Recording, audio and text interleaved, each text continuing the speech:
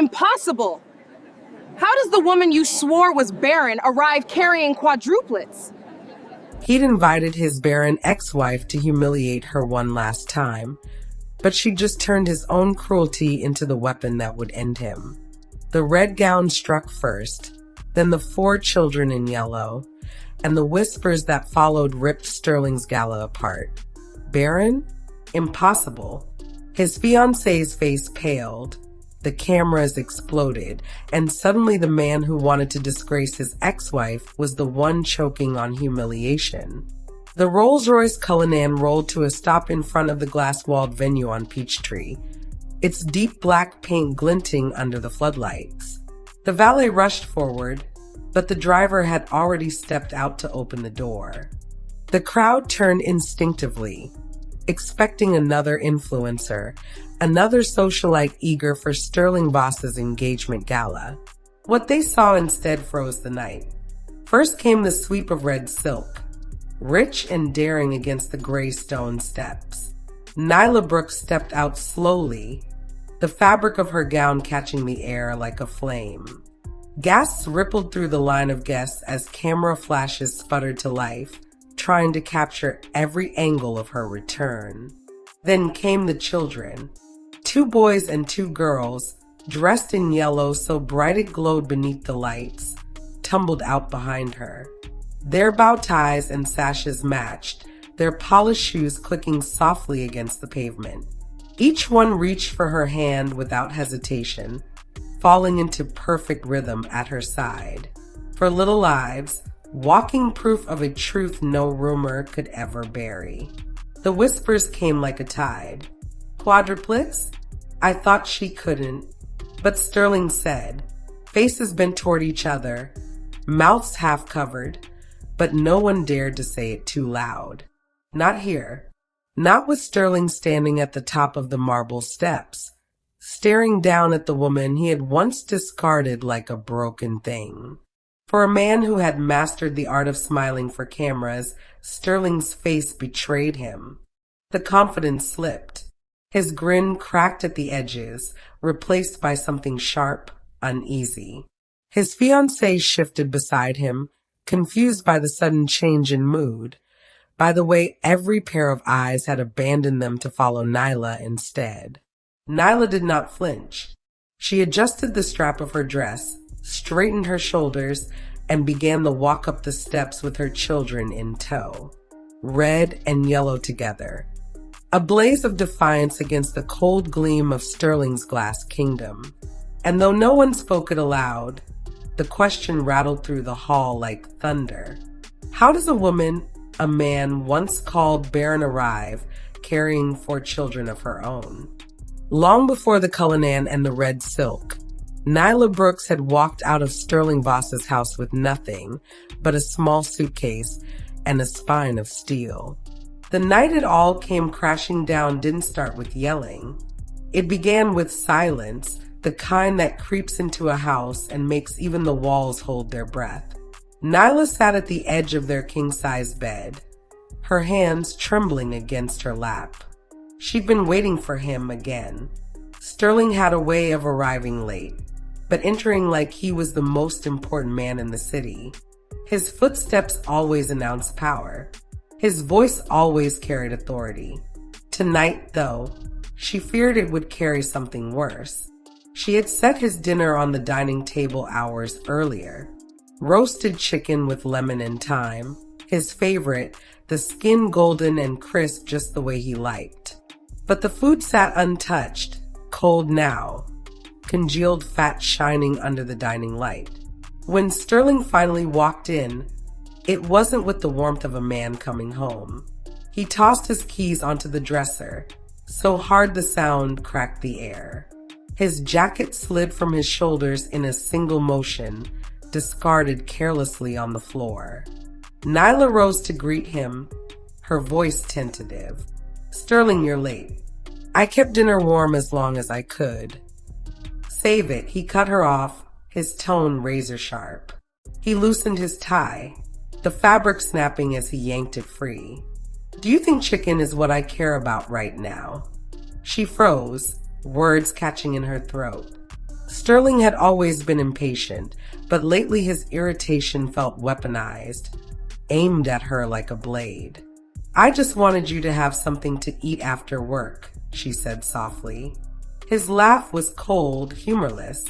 "What I want, Nyla, is an heir. A son. A family that carries my name. And here you are, after all these years, still empty." The word stung, sharper than any slap. Empty. Like she was a vessel that had failed to fill. Her voice trembled. "I've tried, Sterling. We've tried. It's not something I can control. Maybe we should see another doctor."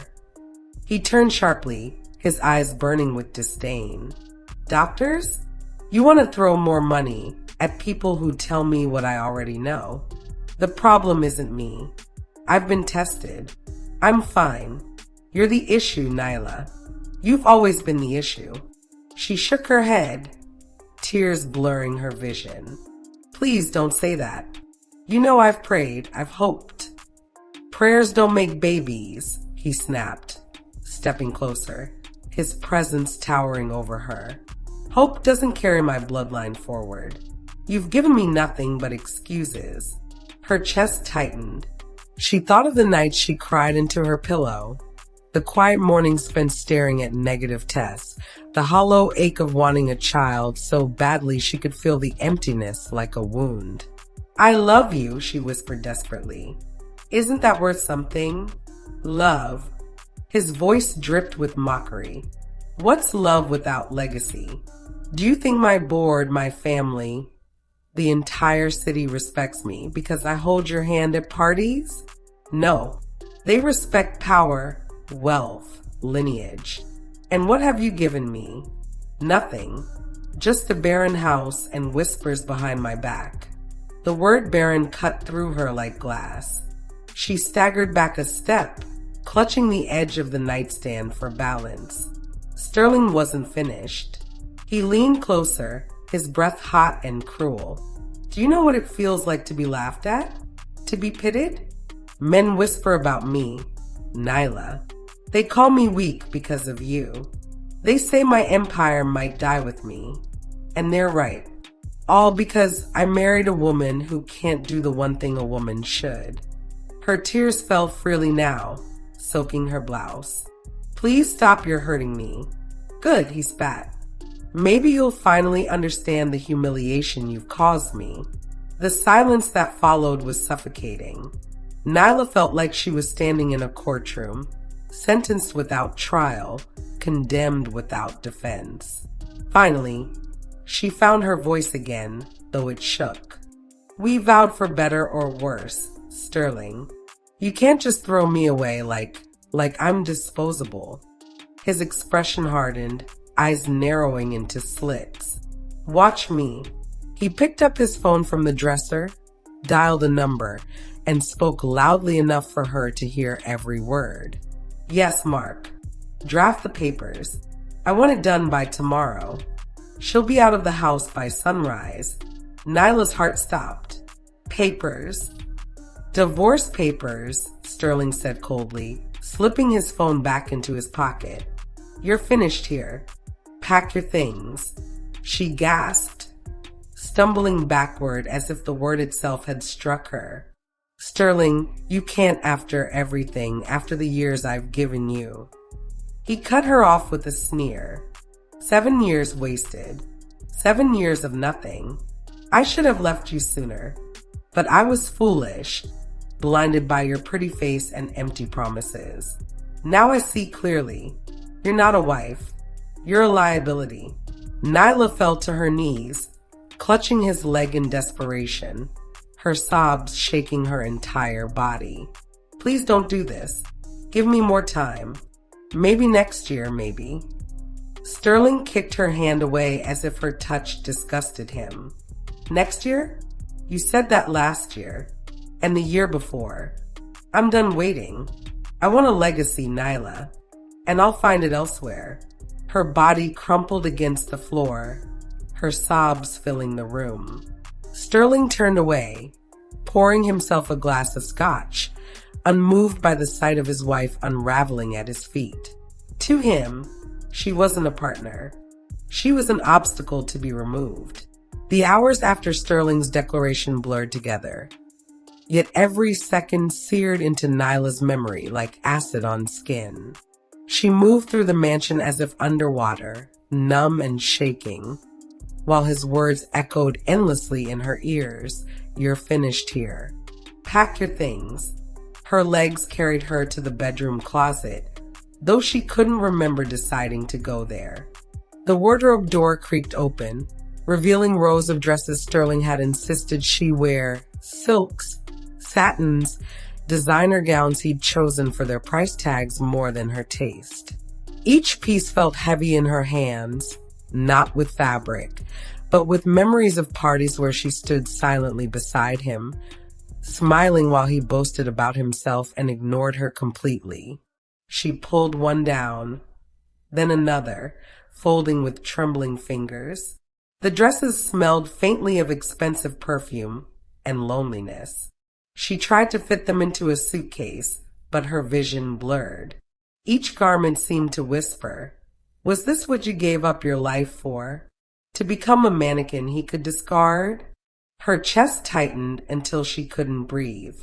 She sat down on the floor, clutching a blouse to her face, muffling the sobs that ripped through her body. Sterling's voice drifted from the other room, smooth and venomous. He was on the phone again, pacing. "Yes, make sure the press gets wind of the engagement. She's gone, I've moved on. By next month, I'll have a woman who knows how to give me a son." The words punched her harder than fists could. He wasn't just leaving her. He was erasing her, rewriting their history to make her nothing more than a failed experiment. Nyla's mind flooded with flashes of the early days, when he wasn't yet the tyrant he had become. She remembered the first night they met. Sterling charming, magnetic, sweeping her into his orbit with promises of forever. She remembered how he used to tuck strands of hair behind her ear, whispering that she was his future. Back then, she believed him. She gave him her youth, her loyalty, her whole heart. Now he poured himself another glass of scotch and laughed into the phone, speaking about her like she was a failed investment. Her tears burned. She wanted to scream at him, wanted to shatter the glass he held, wanted to claw back the years he had stolen. But when she tried to speak, only a whisper came out, "You'll regret this." Sterling heard her from the doorway. He leaned against the frame, sipping slowly, a cruel smile tugging at his lips. "Regret? No, Nyla. Regret is for weak men. I'm not weak. I'm cutting my losses. You should be grateful I'm giving you the chance to leave with dignity." "Dignity," she gasped, her hands tightening on the suitcase zipper. "You're throwing me away like trash." His eyes hardened and his smile vanished. "You were trash the moment you failed me." The words crushed the air from her lungs. She staggered back, one hand on the dresser to keep from collapsing. In that moment, she realized there was no part of him left to love. Sterling wasn't the man she married. Or maybe he always was, and she had just been too blinded by love to see it. By midnight, her suitcase was packed. It looked pitiful. Just a single case after 7 years of marriage, 7 years of building a life together. The house felt cavernous around her, every painting and marble tile mocking her for believing it had ever been a home. She paused by the hallway, her eyes catching on a small room she had decorated years ago. A nursery. It was supposed to be bright and welcoming, painted a soft yellow. She had bought tiny blankets, a mobile of stars, a rocking chair that still creaked when you touched it. Sterling had mocked her for it. "Don't waste money on fantasies," he'd said, shoving the receipt into her hand. Now, she stepped inside one last time. Dust coated the crib she had bought in hope. The air smelled stale, forgotten. She pressed her forehead against the railing, her tears falling onto the wood. "This was supposed to be our joy," she whispered, "and you turned it into a grave." Behind her, Sterling's voice carried down the hall, sharp and impatient. "Hurry up, Nyla. The driver will be here at dawn. You'll be gone before breakfast." Her body shook. Dawn. He wanted her erased before the sun even rose. She zipped the suitcase with trembling fingers, each motion feeling like a nail in the coffin of her marriage. As she closed the bedroom door behind her, she glanced once more at the framed wedding photo on the wall. Sterling's arm was around her waist in the picture, his smile wide, hers hopeful. She lifted the frame, stared at it for a long time, then hurled it against the marble floor. The glass shattered, shards scattering like the life she once believed in. The sound brought Sterling striding down the hall. He glanced at the broken photo, then at her, his lips curling. Dramatic to the end. "You were always better at theatrics than results." Nyla said nothing. Words would only give him more satisfaction. She dragged her suitcase down the staircase. Each step echoed like a drumbeat of humiliation, and with each one, her back straightened a little more. She might be broken, but she refused to crawl. When she reached the front door, Sterling leaned against the wall, arms crossed, sipping his drink as if enjoying the show. "Do yourself a favor, Nyla. Don't come back. When I'm standing on stage with my new wife and our children, you'll wish you'd been half the woman she is." Her hand froze on the doorknob. She turned to face him, her eyes red, but blazing with something harder than grief. "No, Sterling. One day, you'll wish you hadn't thrown me away." For the first time that night, his smirk faltered, but only for a second. He raised his glass mockingly and tipped it toward her. "We'll see." And with that, Nyla opened the door and stepped into the night. The air was cool, sharp, biting against her tear-streaked skin. Behind her, the mansion loomed like a fortress, but it no longer belonged to her. Her suitcase wheels rattled against the pavement as she walked away. Each step felt heavier than the last, but she didn't stop. She couldn't. Somewhere deep inside, past the grief and shame, a flicker of something else sparked, a seed of fury, buried but alive. It would take time. It would take pain. But one day, that seed would grow into something Sterling would never be able to silence. The days after Sterling cast her out were a blur of gray skies and darker nights.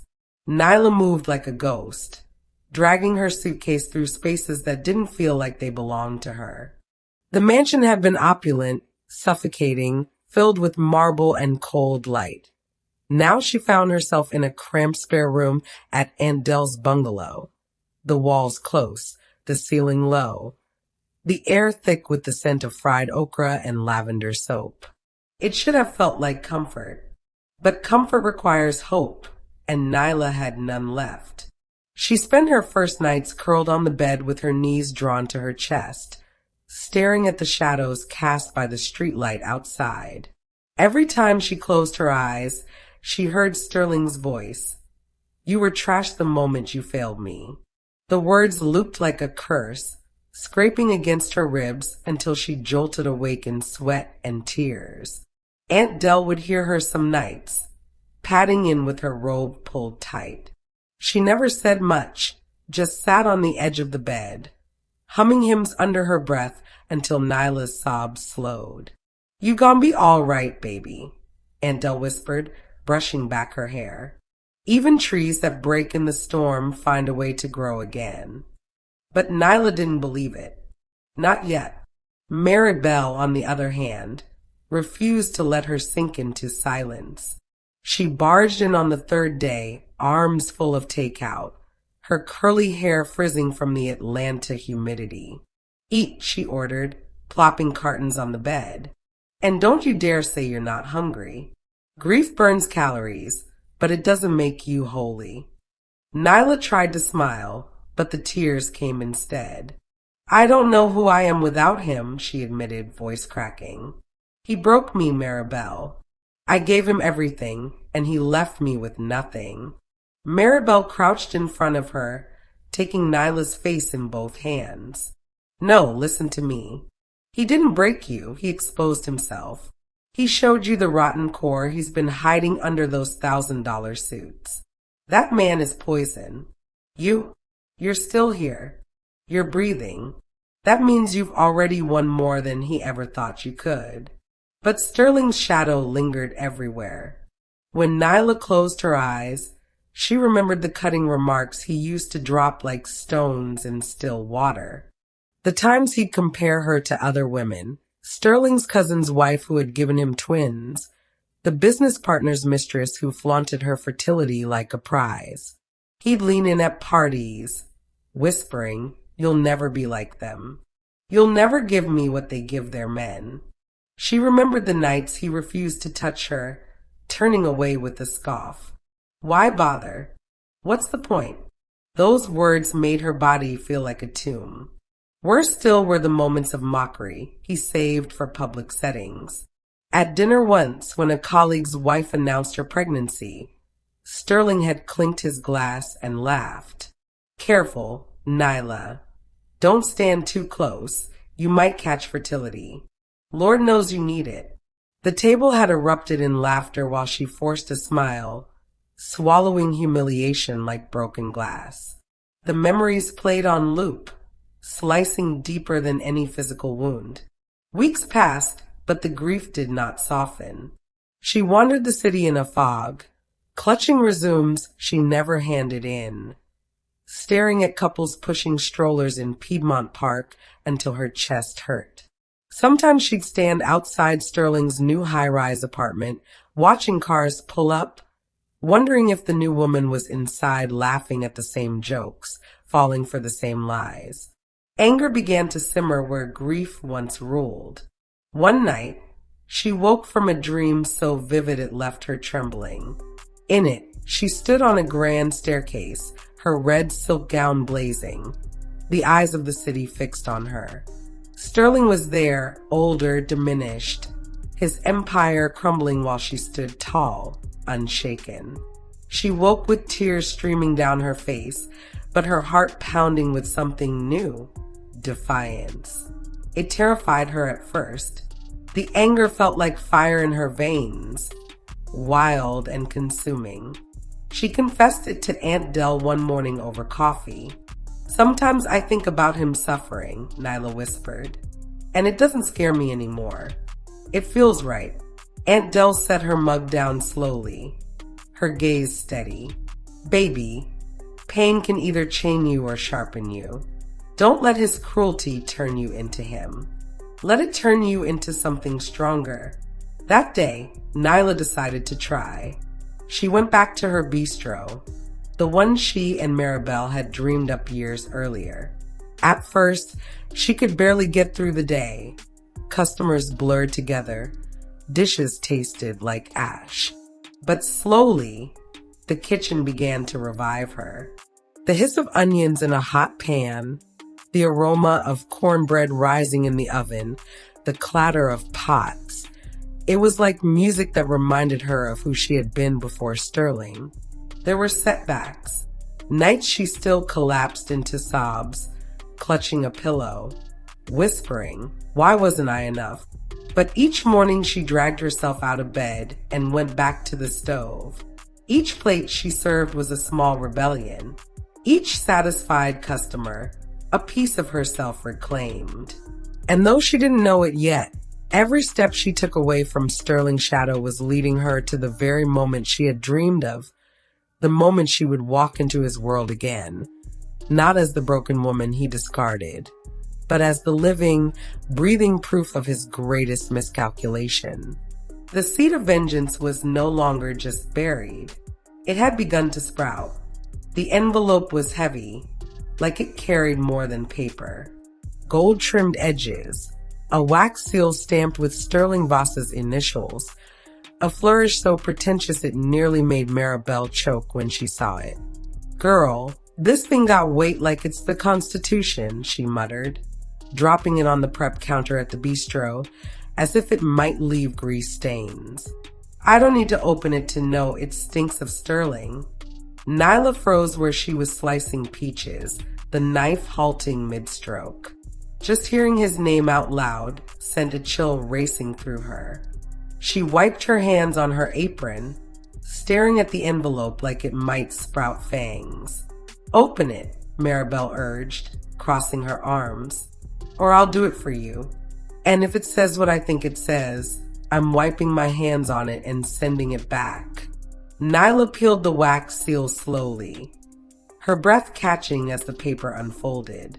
The script inside was elegant, practiced, dripping with arrogance.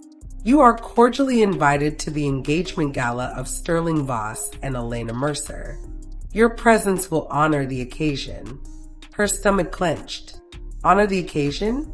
That smug bastard.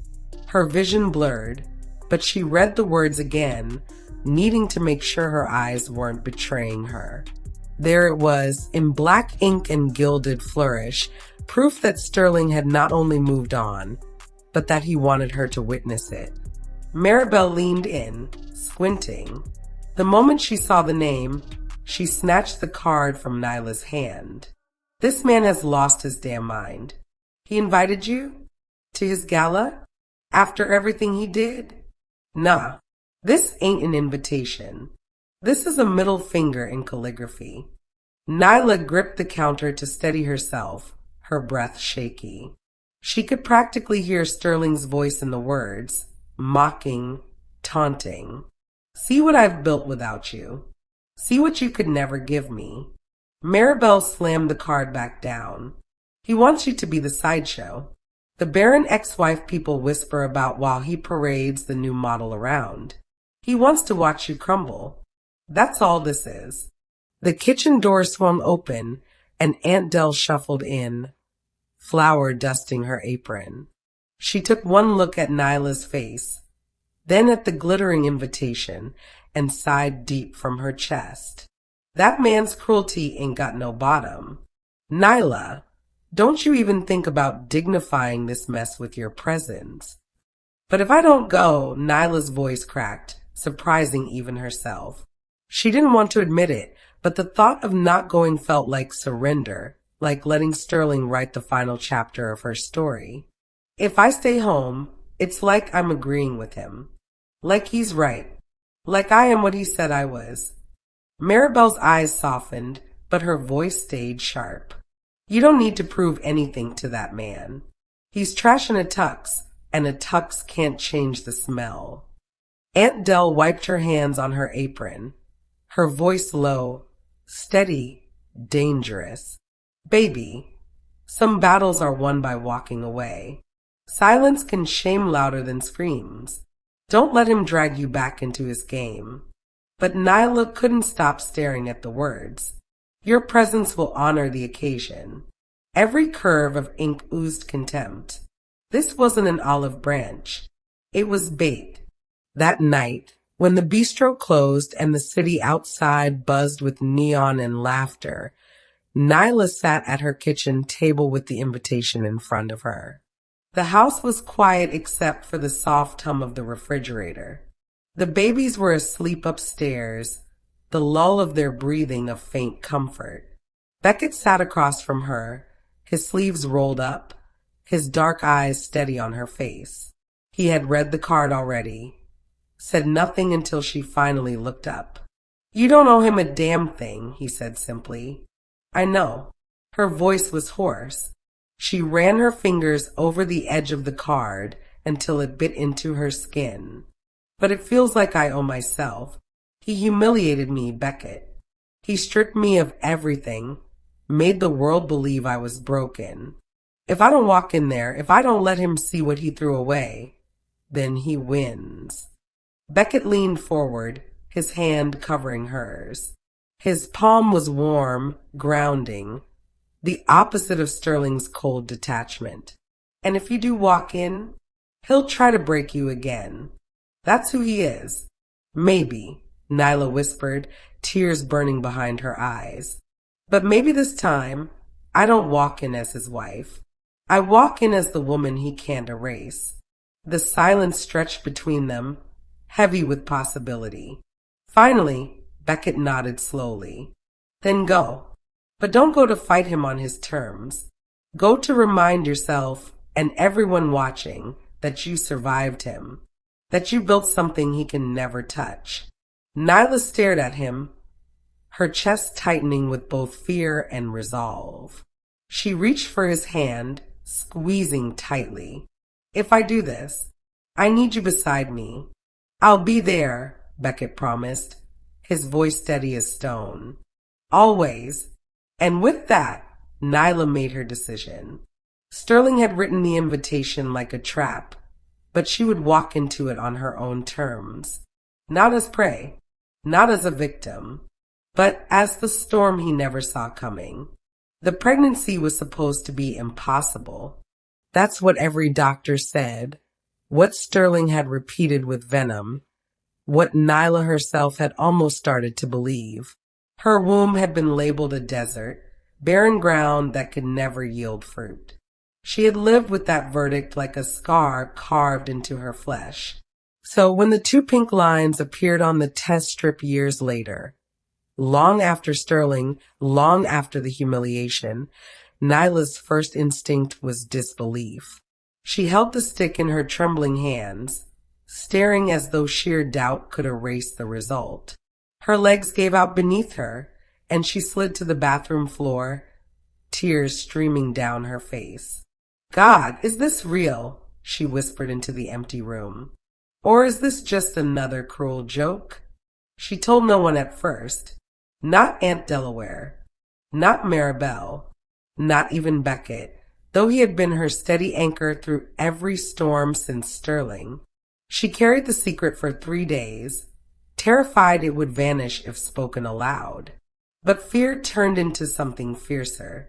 On the 4th day, she drove herself to the clinic, clutching her purse so tightly her knuckles whitened. She prayed under her breath the whole time. The sonographer smiled kindly as Nyla lay back on the paper-covered bed, gel cold against her belly, the wand pressing down. And then sound. A rapid, fluttering rhythm filled the room. Nyla's breath caught. Her hands flew to her mouth as tears blurred her vision. That's a heartbeat? The sonographer tilted the screen toward her. Yes, and not just one. Nyla blinked. Not one. The woman's smile widened. There are 4. The words hit harder than Sterling's insults ever had, but this time, it wasn't pain that knocked the air out of her. It was awe. 4. Nyla whispered, shaking her head. No, that can't be. I was told. I know, the woman said gently. But sometimes life finds a way. Nyla sobbed then, great racking cries that made the nurse fetch tissues in a hurry. She pressed her hand to the screen, watching the tiny flickers of life for little lights beating against the odds. When she finally told Beckett, he went very still, his dark eyes shining. For, he repeated, his voice reverent. Then he laughed, a sound so deep and joyous it filled the kitchen. He scooped her into his arms, spinning her until she clung to his neck. Do you understand what this means, Nyla? You're not barren. You never were. You've been carrying life inside you all along, just waiting for the right time. But pregnancy with 4 wasn't a fairy tale. It was battle. The first trimester nearly broke her. The sickness was relentless, waves of nausea, so violent she couldn't keep even water down. Her body ached, stretched, rebelled. She woke in the night with cramps that made her fear she was losing them. She would sit on the bathroom floor, forehead pressed to the cool tile, whispering bargains into the dark. Please, just let them live. Take whatever you want from me. Just let them live. Beckett never left her side. He held her hair when she vomited, carried her to bed when her legs gave out, pressed cool cloths to her burning skin. You're not alone, he told her every night. his voice steady even when his eyes betrayed fear. "We'll get through this. All 5 of you." By the second trimester, the weight of it began to show. Her body swelled faster than she could adjust, her back screaming under the strain. Strangers stared at her in the grocery store, some with pity, some with judgment. She caught whispers, "Is that safe?" Should she even be caring for? But she ignored them. She was carrying proof, not for the world, but for herself. And yet, Sterling haunted her. In the quiet hours, when she lay awake listening to the thrum of the city outside, she remembered his voice. "You're empty. You'll never give me children." The words twisted inside her, half poison, half fuel. She pressed her hands to her stomach, feeling the tiny kicks, and whispered back into the night, "Watch me, Sterling. Watch me do the impossible." The 3rd trimester was war. Her body ballooned, her ankles swollen, her breathing shallow. Every appointment came with warnings: high risk, possible loss, bed rest. The doctors were cautious with their words, but Nyla heard the unspoken doubt in every tone. "You don't understand," she told one doctor, her voice hoarse from exhaustion. "These babies aren't negotiable. They're my miracle. I'll die before I give up on them." And she nearly did. At 32 weeks, she collapsed in the kitchen, her body racked with contractions too soon, too violent.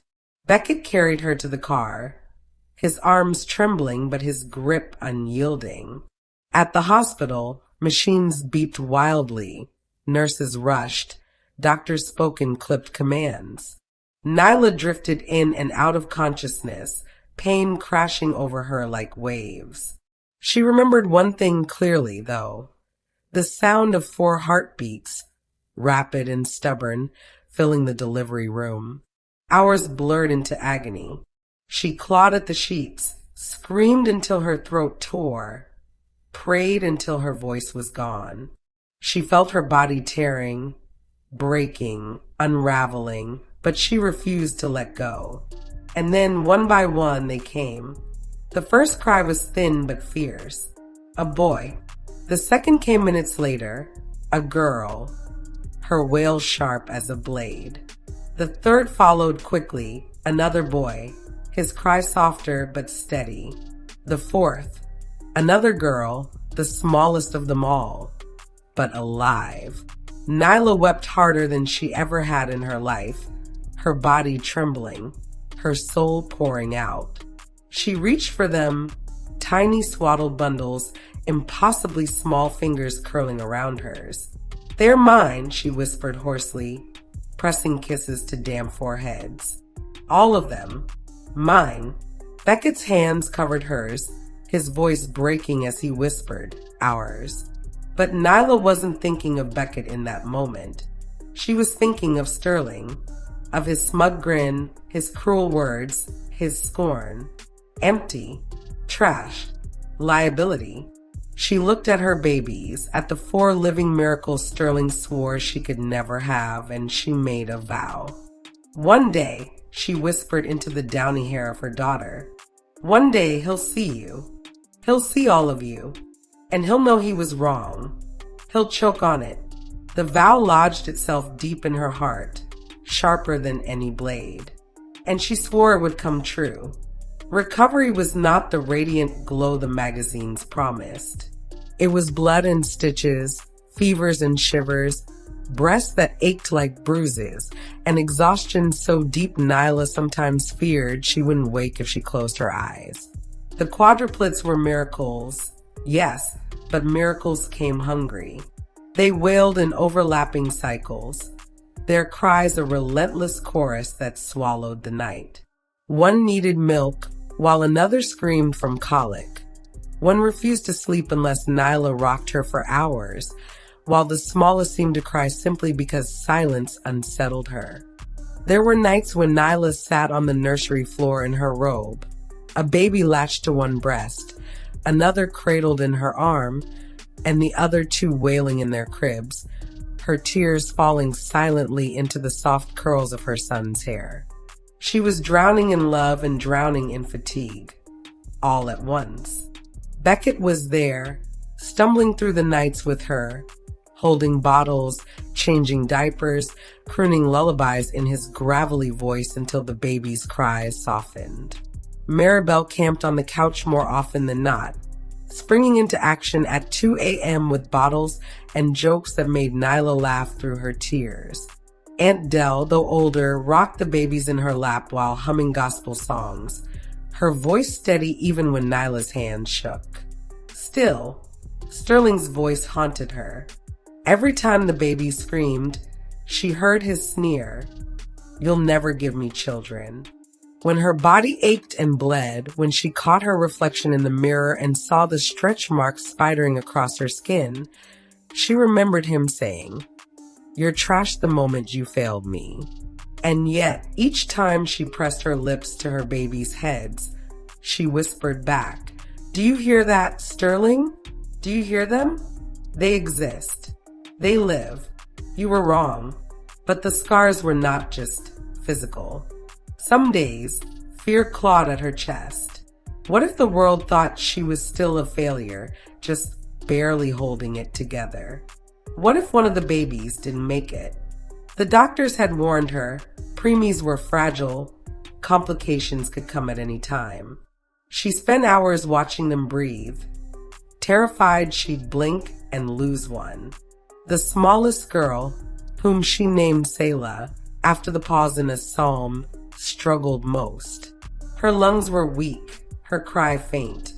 Nyla slept with her on her chest for weeks, barely daring to move, her own heartbeat urging the tiny one to keep going. "Stay," she whispered over and over. "Stay with me. Prove him wrong." Selah stayed. Every milestone felt like an act of defiance. The first time her son, Asher, rolled over, Nyla clapped so loudly she startled the others. When her second daughter, Eden, laughed, Nyla cried until her shirt was soaked.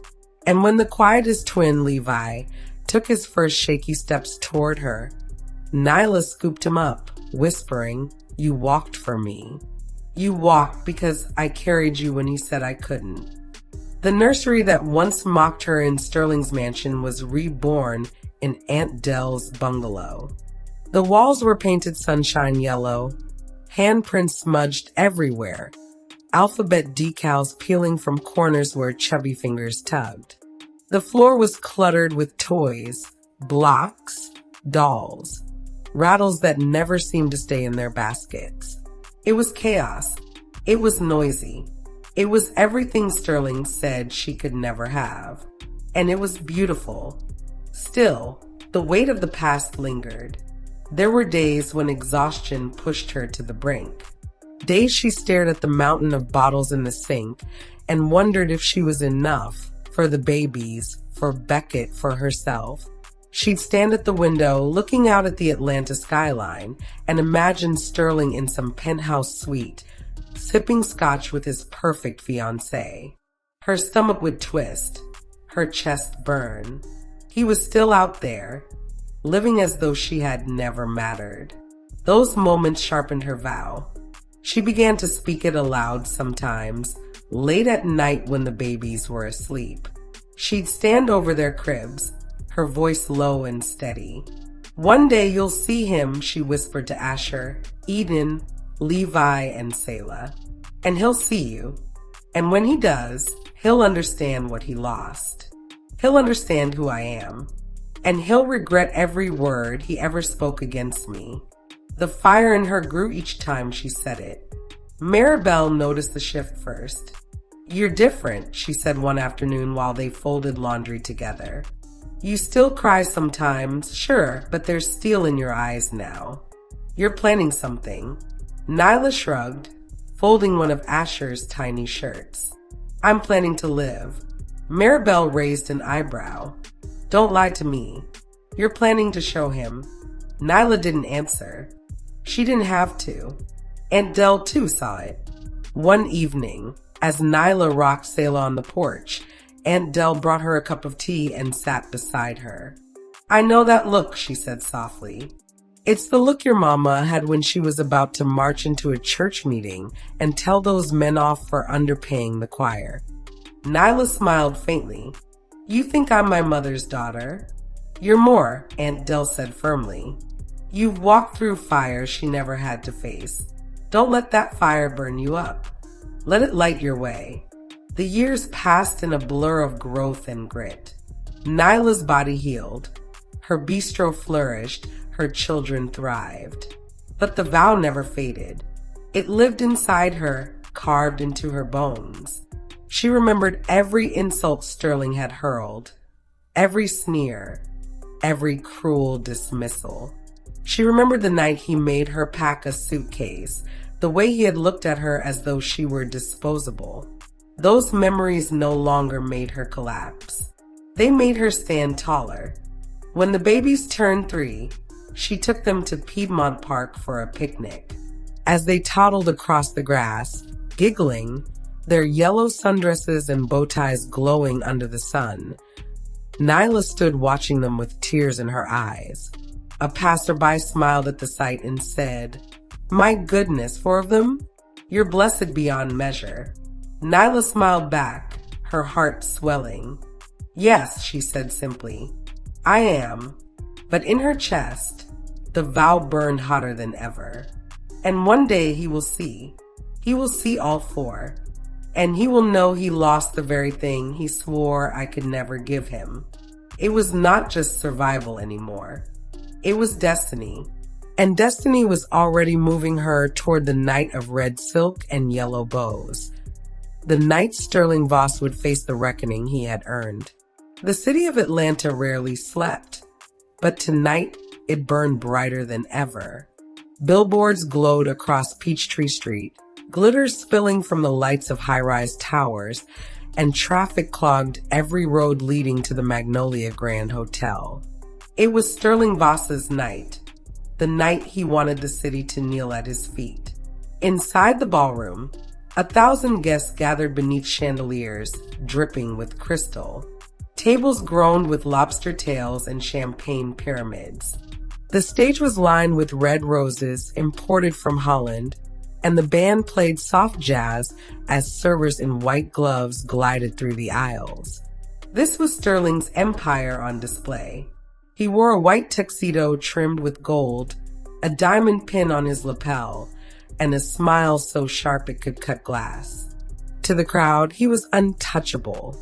Atlanta's Prince of Finance, a man who had clawed his way up from nothing into everything. But beneath the confidence was a single obsession. Tonight was not just about wealth. It was about humiliation. He had ordered Nyla's name placed on the guest list, front row. He wanted her there, sitting in silence, forced to watch his triumph. He had built the night like a stage play, where she would be the invisible character, suffering while he basked. But outside, something far greater was brewing. Nyla's hands rested on the cool leather of the Rolls-Royce Cullinan as it purred down Peachtree. The city lights flickered across her red silk gown, which clung to her figure with a dangerous elegance. Her hair was swept into a crown of curls, her lips painted the color of blood. She looked like fire incarnate.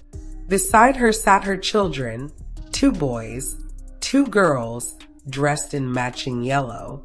The boys in tailored bow ties and polished shoes, the girls in gowns that shimmered when they shifted. Their little hands clutched hers, their eyes wide with excitement though they barely understood the gravity of the night. "Mommy," Eden whispered, tugging her sleeve. "Why are people looking at us?" Nyla glanced through the tinted window. Even with the glass hiding them, people on the sidewalks turned their heads as the Cullinan rolled past. "Because," Nyla said softly, squeezing her daughter's hand, "they're about to see something they'll never forget." Maribel sat in the front seat, checking the time on her phone. "We're 5 minutes out. You still good?" Nyla met her eyes in the rearview mirror. There was no hesitation. Better than good.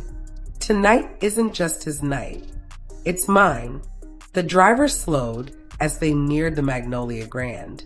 Cameras flashed outside the hotel entrance, reporters calling out names of celebrities and investors as they arrived. But when the Cullinan turned onto the red carpet, the noise swelled into something primal.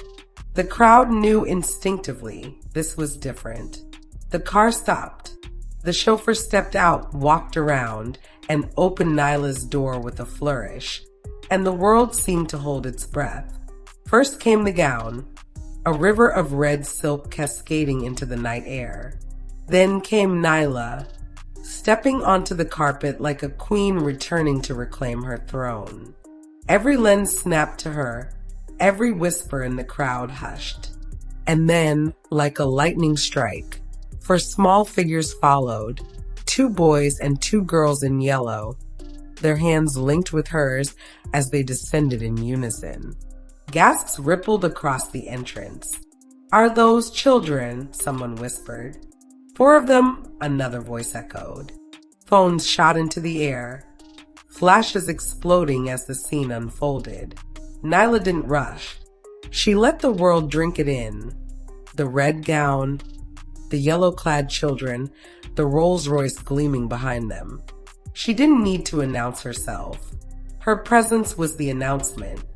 Inside the ballroom, Sterling had been laughing with a senator when one of his associates hurried to his side, whispering in his ear. Sterling's smile faltered. "What do you mean she's here?" The man swallowed. "She just stepped out of a Cullinan. With children." Sterling froze. "Children?" "Yes, 4. They're dressed in yellow." "The cameras, sir, the cameras are everywhere." The senator raised an eyebrow. "Sterling, is there something I should know?" Sterling forced a laugh, though sweat prickled at his neck. No, just an uninvited guest." But inside, his chest tightened. He had imagined Nyla arriving broken, maybe in a plain dress, maybe alone, her head lowered in shame. He had scripted it that way in his mind for months. But children? 4 of them? Impossible. "Give me confirmation," he snapped. Now, back on the carpet, Nyla guided her children through the flashing cameras. Asher waved shyly at a photographer, making the crowd laugh. Selah clutched Nyla's gown, her big brown eyes unafraid. Eden spun once, her dress twirling like sunlight. Levi straightened his bow tie as though he'd been trained for this moment. "Mommy," Levi whispered, "are we famous now?" Nyla smiled down at him, her eyes glinting. "Not famous, victorious." Maribel leaned closer as they approached the doors. "Girl, you just broke the internet." Sterling somewhere choking on his own ego right now. Nyla's lips curved into a calm smile. "Good. Let him choke." The hotel staff scrambled, unsure how to handle the sudden spectacle. But the truth was simple, no one could stop her. She strode into the lobby, her children at her side, the red carpet unrolling itself beneath her like destiny. Sterling's chest pounded as he waited near the stage. His phone buzzed with notifications. Photos of Nyla were already online, trending within minutes. Sterling's ex arrives at gala with 4 children. The headline screamed louder than the band could play. When she finally entered the ballroom, the entire room shifted. Conversation stopped. Forks hovered midair.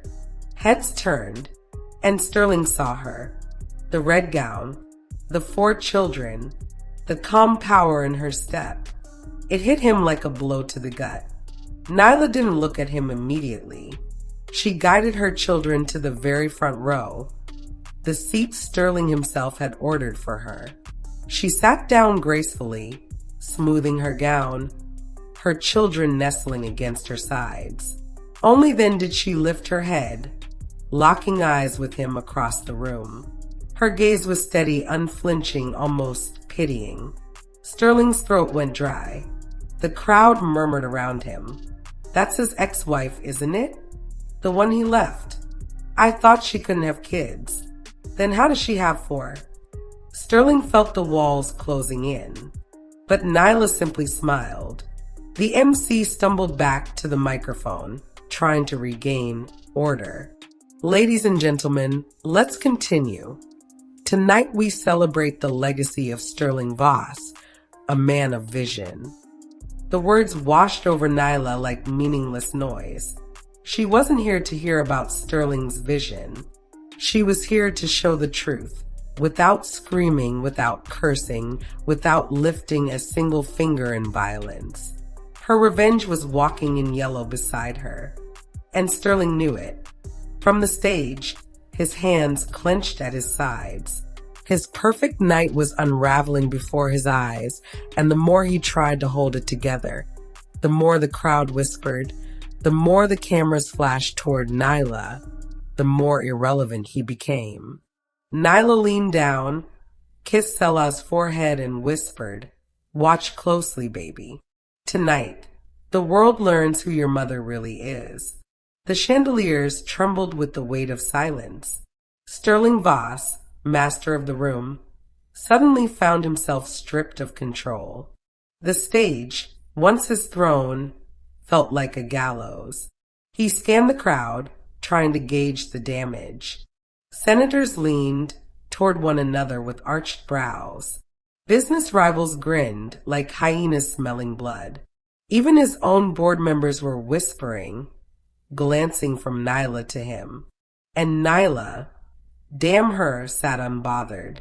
Red silk flowing like fire around her, quadruplets glowing like little suns in yellow. She hadn't spoken a word, but she didn't need to. Her existence tonight was louder than any accusation. Sterling's pulse thundered in his ears. He forced a smile, raising his champagne glass. "Ladies and gentlemen," he said, voice wavering at first before he found its rhythm. What a night of celebration. And what a surprise to see familiar faces. His eyes flickered toward Nyla, venom hidden under charm. The crowd chuckled nervously, unsure whether to clap or watch the drama unfold. From the corner of the stage, Adora Mercer, Sterling's fiancée, shifted uncomfortably. Her diamond gown sparkled beneath the lights, but her face was pale. She whispered to her maid of honor, "Who are those children with her?" The bridesmaid shrugged. I think they're hers." Adora's jaw tightened. Impossible. Sterling said she couldn't have children. The word spread through the guests like wildfire. Couldn't have children. Eyes cut back to Nyla, then to the four bright faces at her side. The contradiction was too glaring to ignore. Nyla reached into her clutch and produced a handkerchief, dabbing Selah's nose. The casual gesture, so maternal, nearly broke Sterling's facade. His chest constricted as the crowd murmured louder. Finally, Adora stepped forward, her heels clicking like gunshots against the marble floor. She stopped mid-stage, her eyes blazing as she looked at Sterling. "You told me," she hissed under her breath, though the microphone caught enough for the front rows to hear, "that she was barren. That was the story." Sterling stiffened. "Lower your voice." Adora's voice rose instead. "4 children, Sterling. 4. And you made me believe she was the broken one." Gasps rippled. People craned their necks. Sterling's mask cracked, sweat beading at his temple. "Adora, this isn't the place," he muttered. "Oh, it's exactly the place." Adora's fury was uncontainable now. She turned to the guests. He built his entire narrative on a lie. He told me his ex-wife couldn't give him a family. That's why he left her. That's why he needed me. She pointed directly at Nyla. And yet, look, the truth is right there. Every camera phone tilted toward Nyla. Flashes erupted like fireworks. Nyla rose slowly, unhurried, her children gripping her hands as though they too understood the gravity of the moment. Her voice, when it came, was clear and calm. Sterling told the world I was empty, that I was cursed, that I was less than a woman. Her gaze swept the room, pinning the audience with quiet fire.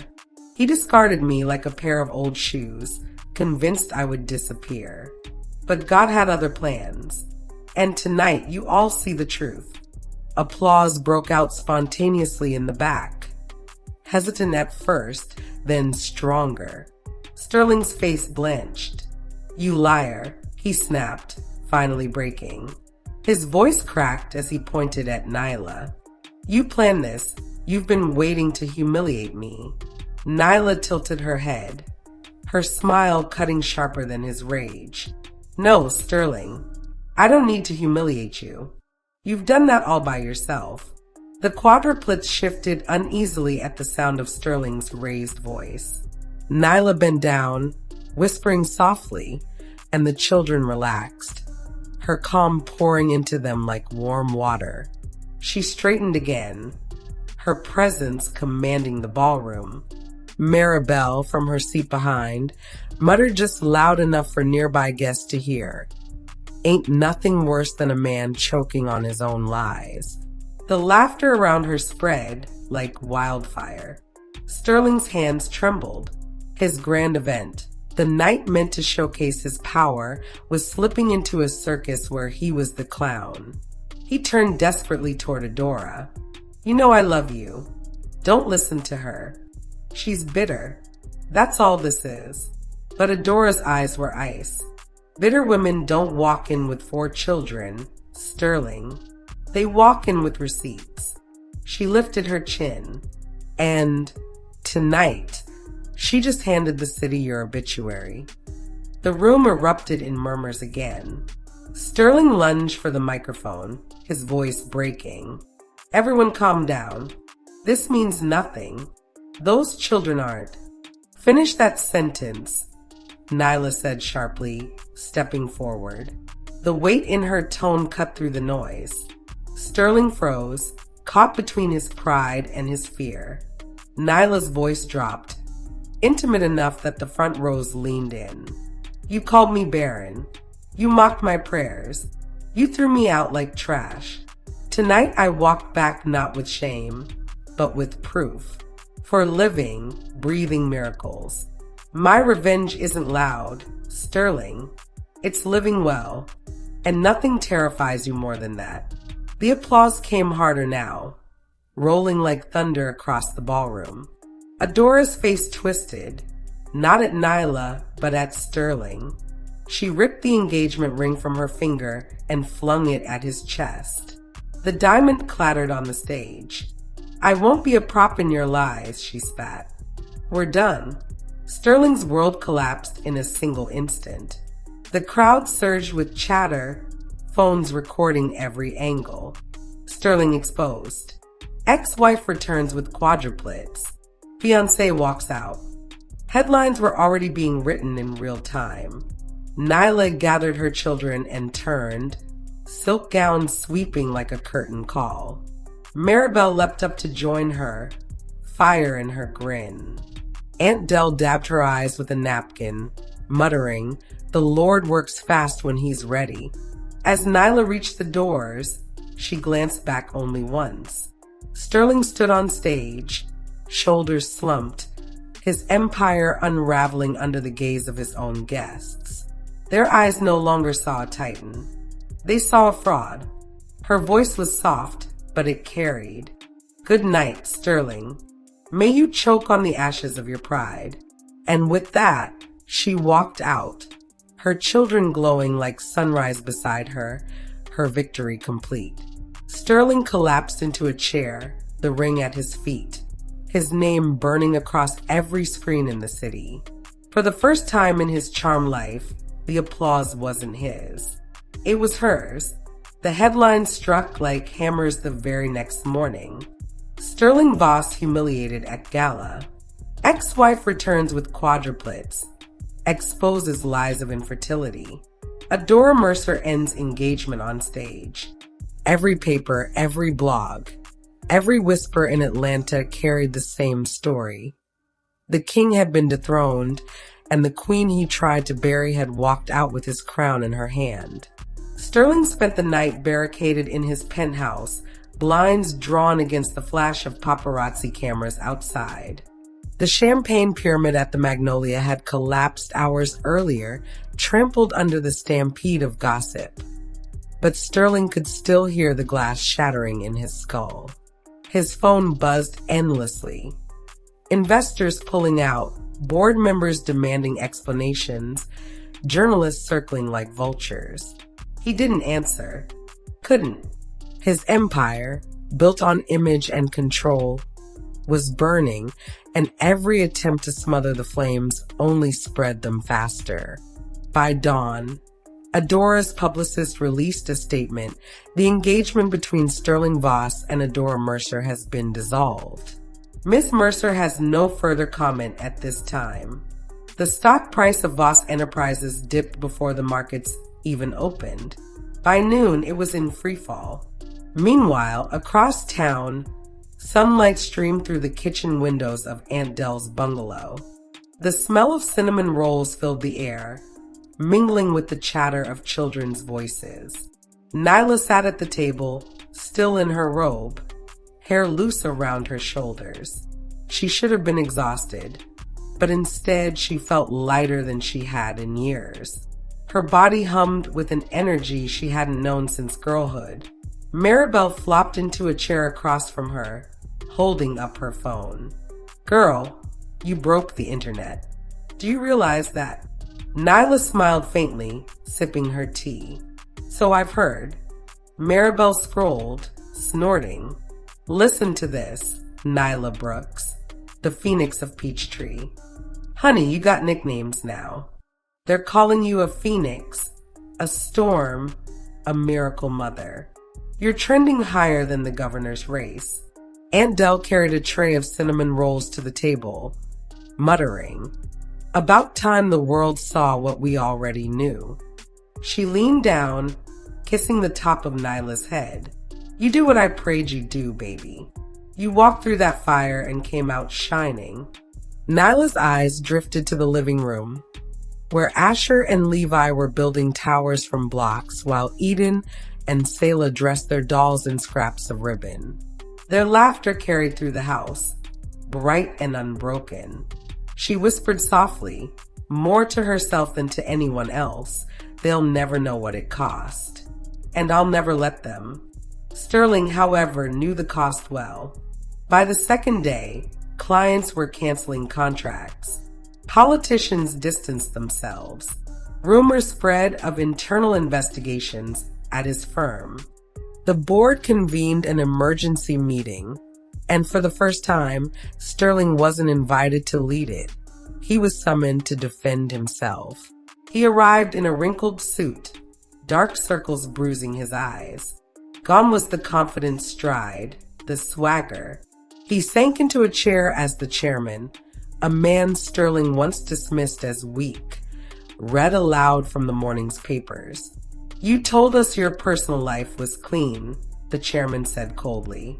"You sold us an image of perfection. Now your ex-wife has exposed you as a liar, and your fiancé has abandoned you in front of cameras. The brand is poisoned. The market is punishing us for your arrogance."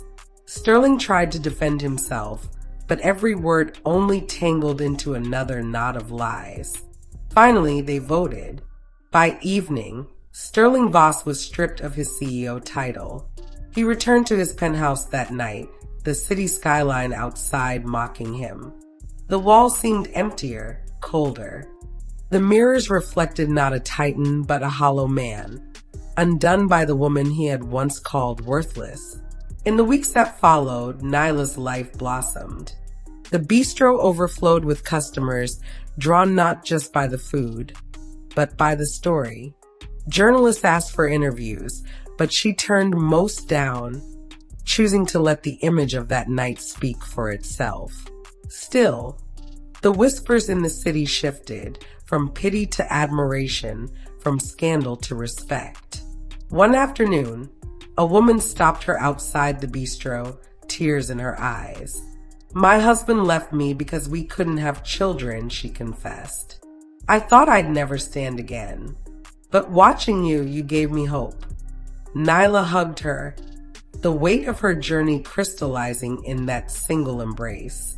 Revenge had been sweet, yes, but healing others through her survival was sweeter still. Beckett watched all of this quietly, his presence as steady as ever.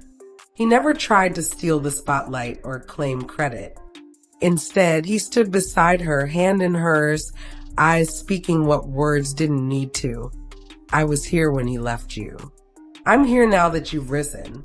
Yet Nyla wasn't naive. She knew Sterling wasn't finished. Men like him rarely went quietly into the night. His pride was too vast, his hunger too feral. But she also knew something else. She had already won. Not because he was ruined, but because she was free. Sterling's world shrank with each passing week. The penthouse that once glittered with glass and chrome became a prison of silence. His house staff resigned one by one, unwilling to hitch their reputations to a sinking ship. His name, once uttered with reverence in financial circles, was now whispered with mockery. The tabloids fed on his ruin. Photos of him stumbling out of back entrances, unshaven and disheveled, plastered across headlines, the fallen king of Peachtree. Former allies turned their backs. Deals he had worked years to secure evaporated overnight. But the worst cut came not from the public, but from within. Sterling's own family distanced themselves, ashamed of his disgrace. His mother returned his calls only to scold him, voice dripping with disappointment. You did this to yourself, Sterling. You brought shame on our name. That woman you discarded. She has more honor in her little finger than you've ever shown. For a man who had built his empire on pride, there was no deeper humiliation.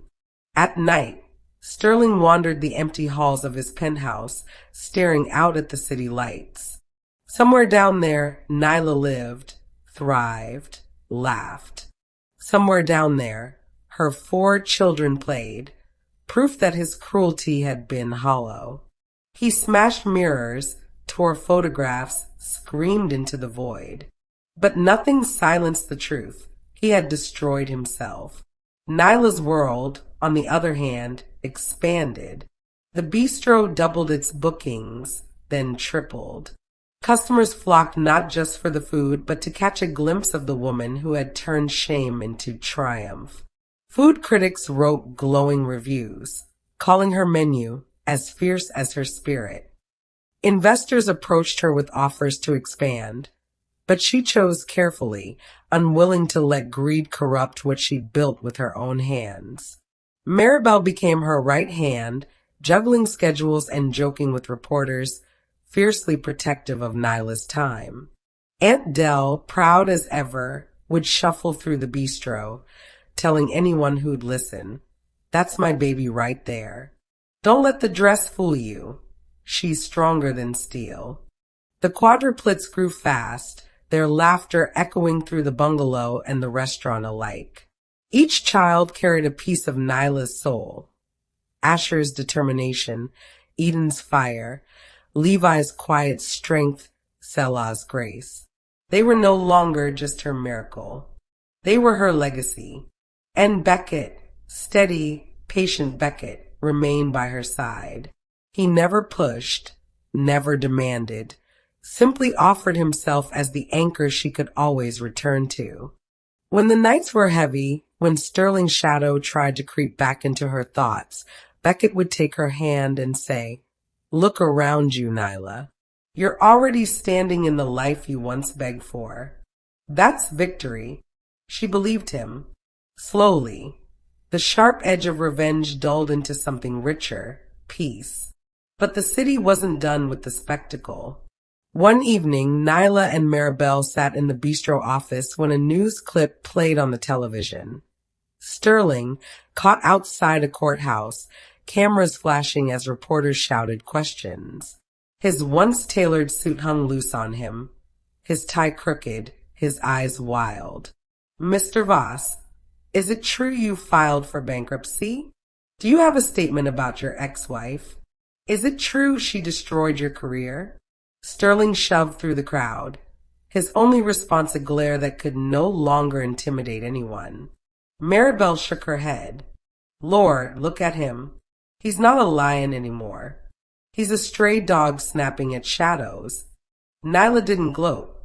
She only whispered, this was always coming. He just didn't see it. She turned off the screen, kissed each of her children goodnight, and returned to her kitchen to knead bread dough. The steady rhythm of her hands against the flour reminded her that life was simpler, truer, when built with patience and love. Sterling had built with pride, and pride had collapsed. She was building with roots, and roots grew deeper every day. Months passed. The scandal dulled into history. Sterling vanished from the headlines, replaced by fresher scandals and newer kings. No one cared where he went, only that he had fallen. But Nyla was still here. On a crisp spring morning, she took her children to Piedmont Park. They ran ahead, chasing one another through the grass, their yellow jackets flashing like little sunbursts. Beckett carried a picnic basket. Maribel snapped pictures, and Aunt Dell hummed hymns under her breath as she spread the blanket. Nyla stood watching them, the breeze catching her curls, the sun warming her skin. For the first time, she realized her heart was quiet, not burning, not aching, just still. Sayla ran back and tugged her gown. Mommy, come play. Nyla laughed, lifting her daughter into her arms. She looked out at her children, her family, her life, and whispered, this is what he couldn't take. This is what he'll never have. In that moment, she understood. Revenge had been the spark that carried her through the fire, but love was the flame that would keep her lit forever. Far across town, Sterling sat in a dingy bar, unshaven, alone, staring into a glass he couldn't afford. Around him, the chatter of strangers went on without pause. No one recognized him anymore. No one cared. He had once dreamed of applause, of power, of immortality. Now all he had was silence. He lifted his glass in a bitter toast. To Nyla, he muttered, voice breaking, you won. Back in the park, Nyla kissed Selah's forehead, her laughter carrying across the open field. The world had tried to bury her, but she had risen, not as Sterling's shadow, but as her own dawn. The chapter of Sterling Voss was over. The chapter of Nyla Brooks was just beginning, and it began not in ashes, but in sunrise. Spring melted into summer, and with it, a gentleness Nyla hadn't felt in years.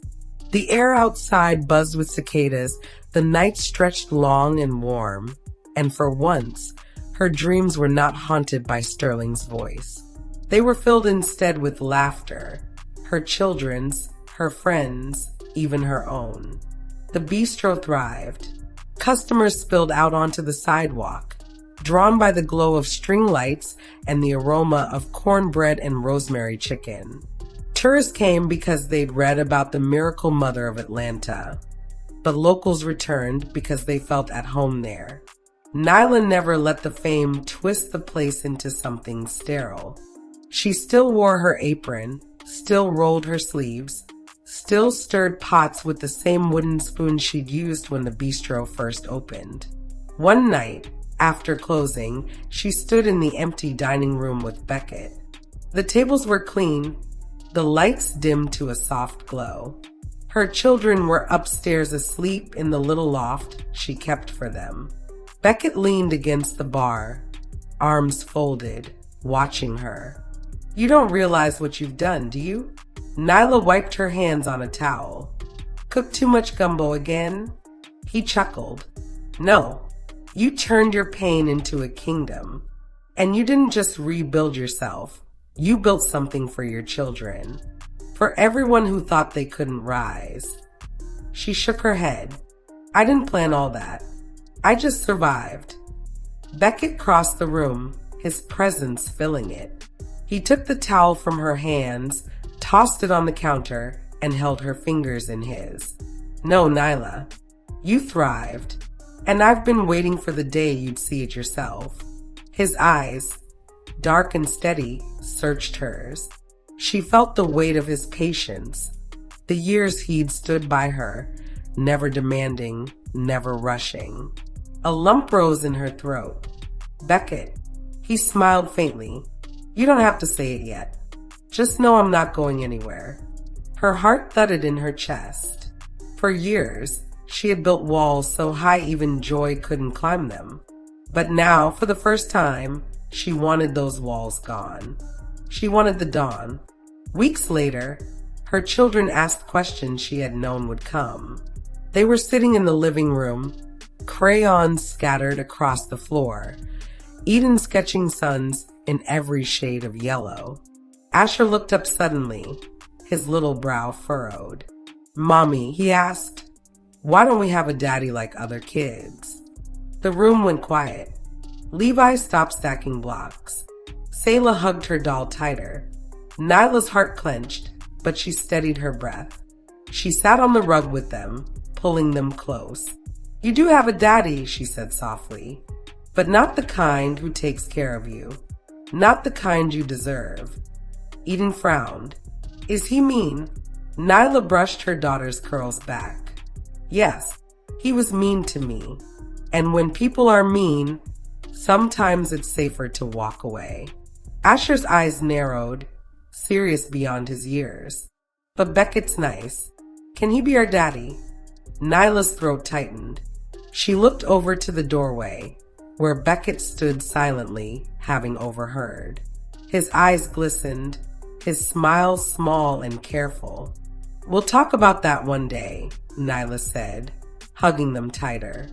But right now, you already have everything you need. You have me. You have each other. And you have people who love you with their whole hearts. Her words were true.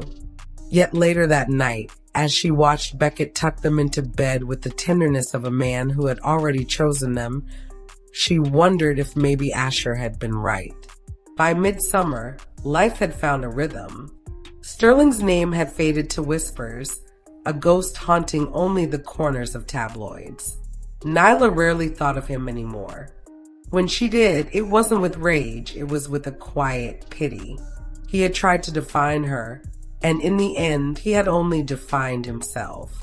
One Sunday, Nyla decided to mark the turning point. She drove the children to a nursery and let each of them pick a sapling. Eden chose a cherry blossom, enchanted by the idea of pink blooms in spring. Asher picked an oak because it's strong, he said. Levi chose a magnolia, silent but firm. Selah picked a willow, her small fingers brushing its soft branches. Back at the bungalow, they dug holes in the yard. Dirt clung to their cheeks and laughter filled the air. Beckett held the hose, spraying water when the heat grew too much, making the children squeal. When the last tree was planted, Nyla stood back, her hands on her hips, sweat streaking her brow. These trees will grow as you grow, she told them. Every spring, they'll remind us that life comes back, no matter what. The children clapped, proud of their work. Beckett slid an arm around her waist, his voice low. And every spring, you'll remember who you are. Nyla leaned into him, finally allowing herself to rest against the man who had waited so long. For the first time in her life, she didn't feel like a survivor. She felt like a woman stepping into her dawn. The days stretched golden, filled with laughter and the hum of growth. For once, Nyla's life was not measured by what she had survived, but by what she was building. She felt it in the mornings when sunlight spilled across her bed, in the afternoons when the bistro buzzed with joy, and in the evenings when her children curled up against her on the couch, the sound of their steady breathing anchoring her to the present. But there was another rhythm too, quieter and stronger, the steady presence of Beckett. He had become more than her anchor. He was the pulse beside hers, the constant that filled the spaces she thought would remain hollow forever. She found herself reaching for his hand without thinking, laughing at jokes only the two of them understood, leaning into his shoulder when the world grew loud. One night, after closing the bistro, Beckett walked her home. The street was quiet, lamplight casting long shadows across the sidewalk. The children were already asleep upstairs with Aunt Dell watching over them. For once, they were alone, the air humming with something unsaid.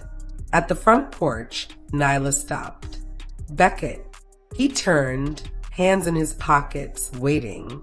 She swallowed hard.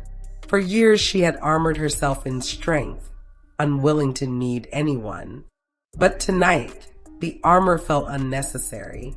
She let her voice tremble. I've been so afraid of needing you.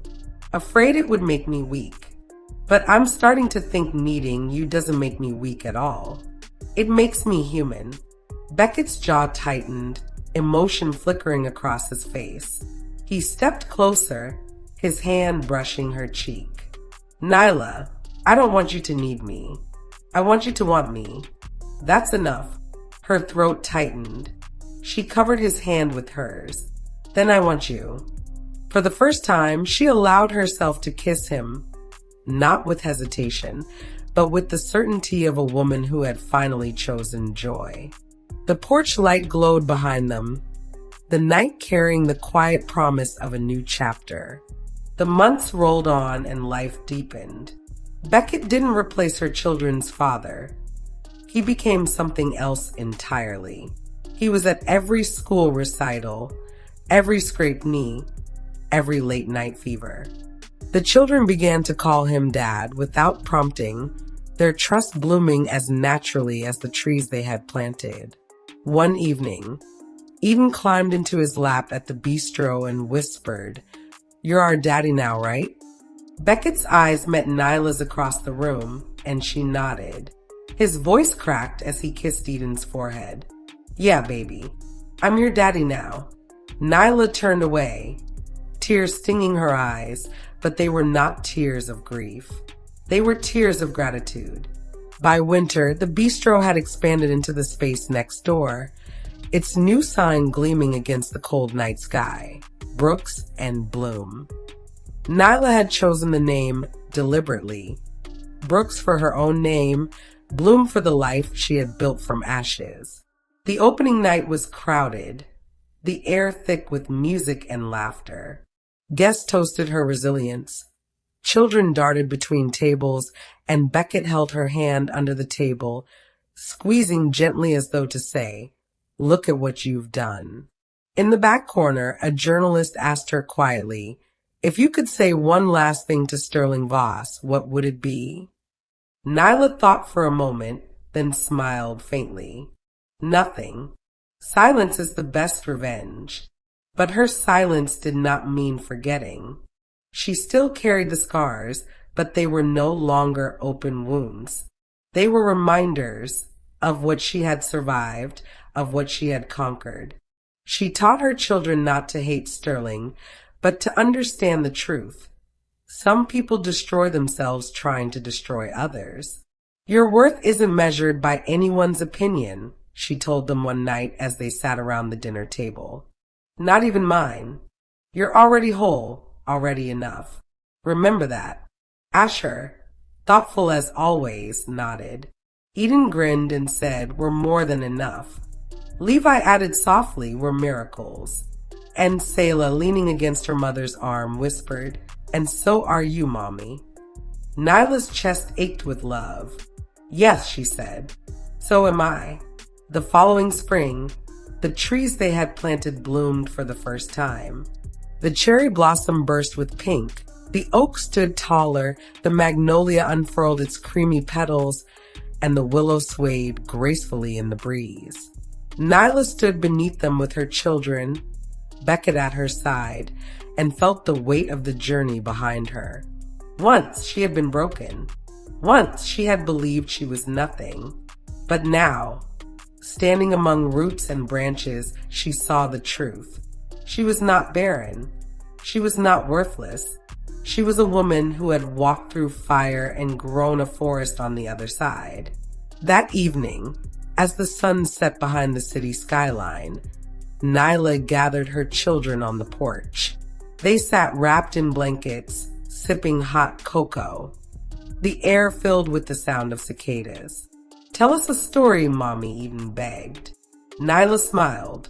Once upon a time, there was a woman who was told she was nothing. But she listened to her own heart, and she built a life filled with love, laughter, and light. And that woman, she kissed each of their heads in turn, was me. And you are the proof of my story. The children clapped, delighted. Beckett slipped his arm around her, whispering, "And the story isn't over yet." Nyla leaned into him, watching her children laugh beneath the trees they had planted. For the first time, she felt not the fire of revenge, but the glow of peace. Her dawn had come, and this time it would never set.